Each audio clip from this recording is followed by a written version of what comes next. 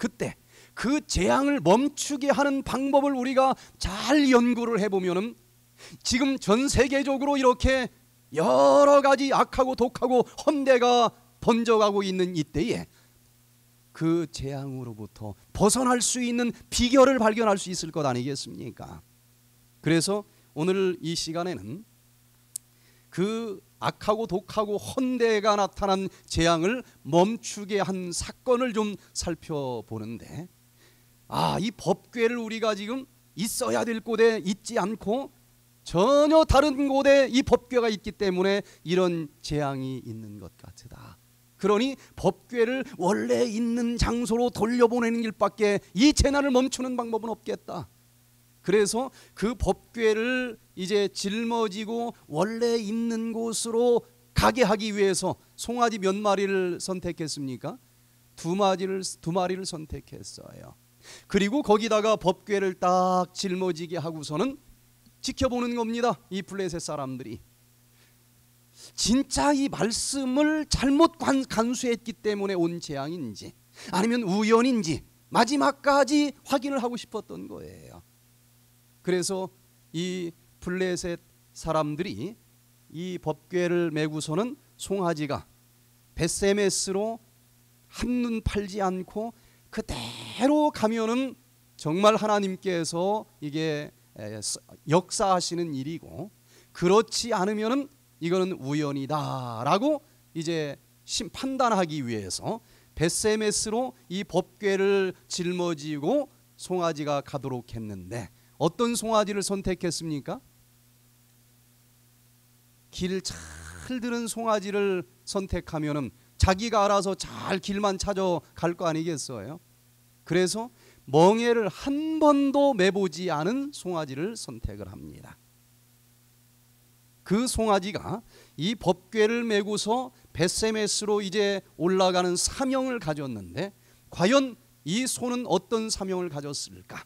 이 소가 그 사명을 잘 감당했기 때문에 그 악하고 독하고 헌 재앙이 다 사라져버렸던 것을 보게 되는데, 오늘도 우리가 이 말씀을 자기 자리로 잘 돌아가도록 하는 이 벳세메스로 올라가는 소와 같은 사명을 우리가 감당하면서 전 세계적으로 감돌고 있는 여러 가지 재앙들을 멈출 수 있고, 그 속에서도 당신의 사랑하는 백성들이 살아남을 수 있도록 그렇게 해야 되지 않겠습니까? 그래서 오늘 이 시간에는 벳세메스로 올라가는 소의 사명이라고 하는 제목을 가지고, 이 사명을 하나님께서 우리에게 위탁하셨다고 하면 우리는 이 소 못지않게 특별한 마음으로 이 사역을 감당해야 되지 않겠습니까? 사무엘상 6장 12절부터 15절에 있는 말씀을 우리 같이 낭독하도록 하겠습니다. 시작. 암소가 벳세메스 길로 바로 행하여 대로로 가며 갈 때에 울고 좌우로 치우치지 아니하였고, 블레셋 방백들은 벳세메스 경계까지 따라가니라.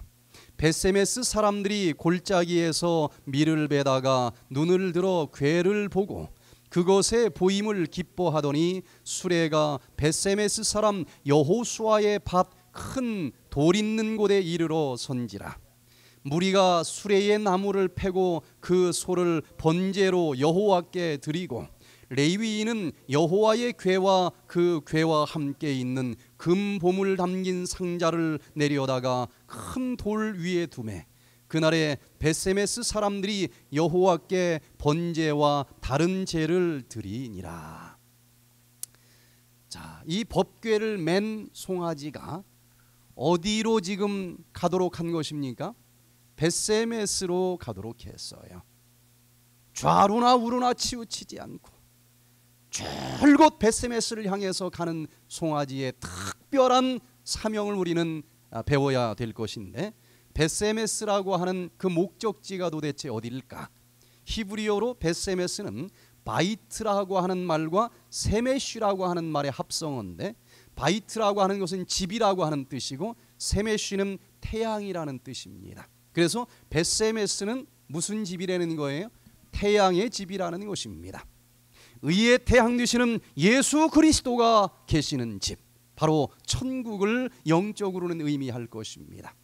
우리도 이렇게 벳세메스의 소처럼 하나님의 법궤를 짊어진 하나님의 마지막 남은 무리로 부름을 받았습니다.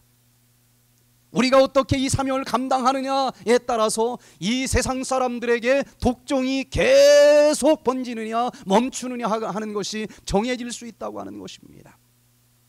그러니 저 천국을 향해서 하나님이 거하시는 그 하늘집을 향해서 이 법궤를 짊어지고 뚜벅뚜벅 걸어가는 이 사명을 어떻게 해야만 잘 감당할 수 있을지 우리가 이 말씀을 통해서 깊이 생각할 수 있는 시간이 되기를 바랍니다. 블레셋 사람들과 이스라엘 사람들이 이 에베네셀에서 전쟁이 있었습니다. 그런데 안타깝게도 이 블레셋 사람들에 의해서 이스라엘 사람들이 졌어요. 자그마치 이스라엘 사람 4,000명이나 죽은 완전한 패배였습니다. 그러자 이스라엘 백성들이 야, 이거 힘으로는 안 되겠다. 그래도 우리에게는 누가 있지 않느냐? 하나님이 있지 않느냐? 하나님을 의지해서 나가면 이길 수 있다. 그래서 뭐라고 이 제안을 했는가 하면 이제 우리 총칼 힘으로는 안 되니까 하나님의 힘으로 이기기 위해서 저쪽 실로에 있는 하나님의 법궤를, 언약궤를 앞세워서 전쟁터에 나가자. 언약궤 굉장한 파워가 있는 것으로 생각을 했습니다. 언약궤를 메고 갔더니 요단강이 쫙 갈라지는 기적도 일어나지 않았습니까? 그래서 이제는 이 언약궤를 메고 한번 나가보자. 드디어 실로에서 언약궤가 이 진영으로 들어왔습니다. 이스라엘 백성들의 용기가 아주 막 하늘을 찔렀어요. 드디어 언약궤가 우리와 함께한다. 언약궤는 바로 성소 중에서도 지성소 한가운데 있는 하나님의 보좌를 상징하지 않습니까?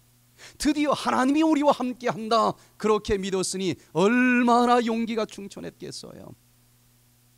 이제 게임은 끝났다.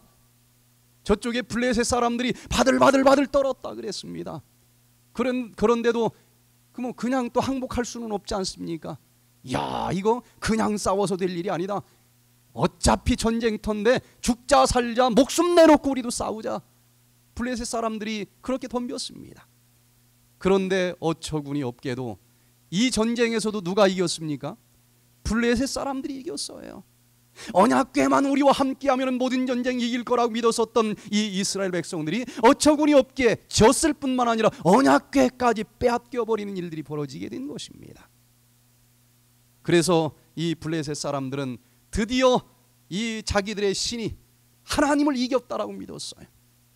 그래서 이 언약궤를 빼앗고 그 다음에 또 누구까지 이 전쟁에서 죽었습니까? 제사장, 이 말씀을 맡고 있는 이 홈니와 비느하스까지 죽었어요. 여러분, 많은 사람들이 지금 착각을 하는 것이 성경 말씀 자체가 능력 있는 것으로 오해를 하고 있습니다. 그래서 머리 아픈 사람은 또 성경을 베고 자는 사람이 있다고 그러지를 않나? 배 아프면 또 성경을 배다 올려놓으면 또 배탈이 또 낫는다고 믿는 사람이 없나? 자동차 위에다가 성역제 한 권 딱 올려놓으면 모든 이 교통사고로부터 벗어난다고 믿는 사람이 없나? 무슨 이 성경을 이 부적처럼 생각하는 사람들이 있어요. 여러분, 성경 말씀 그 자체가 능력이 있는 것이 아닙니다. 그 말씀대로 살아갈 때 능력이 있는 것이지 말씀 자체가 능력이 있는 것은 아닌 것입니다. 말씀을 가지고 있다고 해서 다 축복이 들어오는 것은 아니에요. 비느하스와 홈니라고 하는 이 제사장은 말씀을 맡은 제사장이었습니다. 그러나 말씀의 껍데기만 가졌어요. 제사장들에게 이제 번제물을 가지고 오면은 법칙이 있지 않습니까? 피는 딱 뽑아가지고 번제단에 뿌리고 그리고 이 제사를 다 드린 다음에는 이 고기는 물로 삶아가지고 제사장 가족들은 먹어라. 법칙이 있어요.